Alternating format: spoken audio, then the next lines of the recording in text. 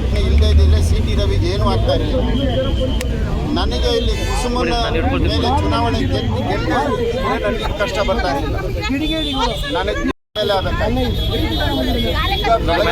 ಮೇಲೆ C T ರವಿಗಾಗಿರೋ ತೊಂದರೆ, ಬೆಂಗಳೂರಲ್ಲಿ ನನಗಾಗಿರೋ ತೊಂದರೆ ಎರಡೂ ಒಂದೇ.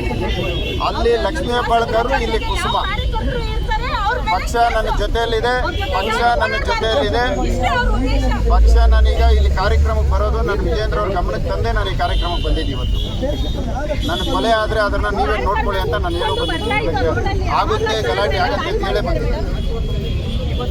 ಈಗ ನಾನು ಹೇಳೇ ಬಂದಿದ್ದೀನಿ, ಪಕ್ಷ ಜೊತೆಯಲ್ಲಿದೆ. ಆಮೇಲೆ ಪೊಲೀಸ್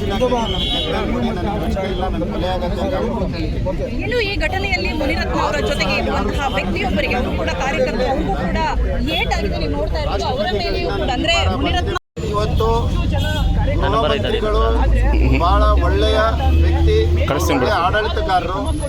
ಅವ್ರ ಬಗ್ಗೆ ನಾನೇನು ಮಾತನಾಡಕ್ ಹೋಗಲ್ಲ, ಯಾಕಂದ್ರೆ ಅವ್ರ ಜೊತೆ ನಾನು ಕೆಲಸ ಮಾಡೋಂಥವ್ನು. ಇಲ್ಲಿ ನಡೀತಾ ಇರೋದು ಒಂದು DYSP ಧರ್ಮೇಂದ್ರ ಅಂತ. ಆ ಧರ್ಮೇಂದ್ರ ಮಾರ್ಗದರ್ಶನದಲ್ಲಿ DK ಶಿವಕುಮಾರ್, DK ಸುರೇಶ್ ಆಡಿಸ್ತಾ ಆಡ್ತಾ ಇದ್ದೀನಿ. ಗೃಹ ಇಲಾಖೆಗೆ ಹೆಸರಿಗೆ ಮಾತ್ರ